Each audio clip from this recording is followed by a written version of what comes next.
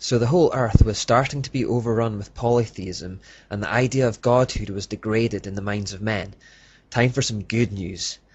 God didn't just sit back and let the whole thing spiral out of control. Instead, he set in motion a plan to reveal himself to the world. And just as the beginning of the world began with one man in Adam, and the beginning of the post-flood world began in one man through Noah, the beginning of this plan of redemption began with another solitary figure called Abraham. It was through Noah's son Ham that Nimrod was born, but it was through the lineage of another of his 3 sons, Shem, that we find Abraham's lineage. The Lord called Abraham, saying, "Leave your native country, your relatives, and your father's family, and go to the land that I will show you. I will make you into a great nation.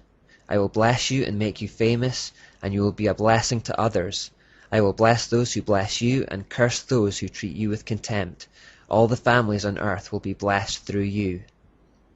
God goes on to say in Genesis 18:19, "I have singled him out so that he will direct his sons and their families to keep the way of the Lord by doing what is right and just." God's plan was to create a group of people, a nation, that would belong to him in the midst of the world that had fallen prey to the satanic mystery Babylon system. This nation would become Israel, and these people would become known as the Jews. And through this single group, he would execute his stunning plan for the redemption of the world. He would reveal himself to them so that he could reveal himself through them to the rest of the world. The Old Testament is the story of how God revealed himself to them. It's the story of God introducing himself to his people, teaching them his character, what he wants from them, how they should think of him and refer to him. Like most relationships, it has a lot of ups and downs along the way, but the whole story has been faithfully recorded that the rest of us might also read about and know God for ourselves through their efforts and mistakes. Consequently, we can on that alone agree that all the families of the earth truly have been blessed through the Jews as promised in Genesis 12:1-3. The culmination of God's master plan would be Jesus, the glorious Messiah prophesied about in Genesis 3, the one who would crush the serpent's head. His death and resurrection was the decisive blow in the war with Satan, but it all began with one faithful man, Abraham. It wasn't that Abraham was especially righteous. In fact, he had a pagan background like most other people, but God can use anyone for his purposes. In fact, inadequacy almost helps because it causes men to rely on God when they might otherwise be tempted to rely on themselves. Abraham received the promise that he would be the beginning of a great nation when he was already around 75 years old. Sarah was barren and they were childless. Humanly speaking, what God was promising was impossible. Abraham's faith faltered as he just couldn't see how it would be possible for him to become the father of any child, let alone one that would be so important. Sarah suggested that they could force the issue in their own strength, without God, by having a son with their Egyptian slave girl Hagar instead. Abraham did this, and the son was called Ishmael. However, this child that had come about from their own human efforts was not the one God had promised. Instead, even later in life, Sarah eventually miraculously conceived. This child of the promise was called Isaac, and it was through him that the Jewish nation came to be. Isaac then had a son called Jacob, and this is why God is thereafter regularly referred to as the God of Abraham, Isaac, and Jacob. They are following this lineage to make it distinct from the lineage that came from his other son, Ishmael. However, because Ishmael was also a child of Abraham, God promised that he would turn him into a great nation too. Ishmael is the first of the people group we now know as the Arabs.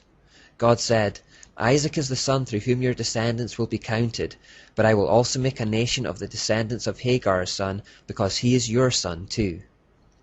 The rest of the Old Testament is basically the story of this nation that became known as Israel, this people group that became known as the Jews, and how they stood alone as God's people in a world full of mystery Babylon religion manifested as polytheism, sorcery, and astrology.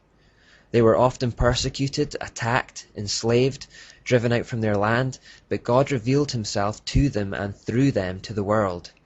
They keep losing faith in him, and God keeps showing them that they can trust him. They turn their back on him, and God chases after them. As we move through the Old Testament years, we will see evidence of this. Incidentally, the fact that Isaac replaced the firstborn Ishmael as the favored son is a spiritual root for the Arabs' hatred of the Jews. As descendants of Ishmael, the Islamic world retains the same bitterness and animosity toward Israel as Ishmael had towards Isaac. As we fast forward from Abraham past Isaac and past Jacob, we get to Jacob's son Joseph, and you will no doubt know his famous story. The youngest brother in the family, he was beaten and sold into slavery by his older brothers. Many years of slavery, false accusation, and imprisonment later, he ended up in Egypt, where he becomes second in command to Pharaoh, the Egyptian prime minister. He was later reconciled with his brothers, and the whole family moved to Egypt to be with him there. It is while there in Egypt that the Jewish people really began to multiply. The Bible describes it like this: "These are the names of the sons of Israel who went to Egypt with Jacob, each with his family: Reuben, Simeon, Levi and Judah, Issachar, Zebulun and Benjamin, Dan and Naphtali, Gad and Asher.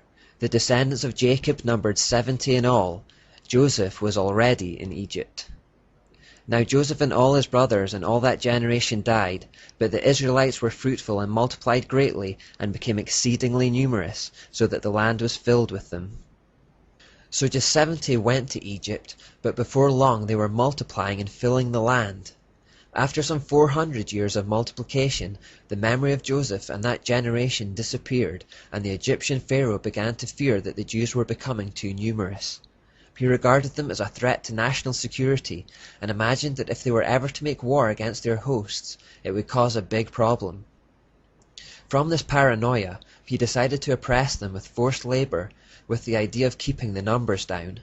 However, they continued to multiply and prosper even under these terms, to such a degree that Pharaoh took more drastic action, enslaving them and subjugating them under Egyptian rule. Again, to try and keep their numbers down, he commanded that all Jewish boys be killed the moment they are born.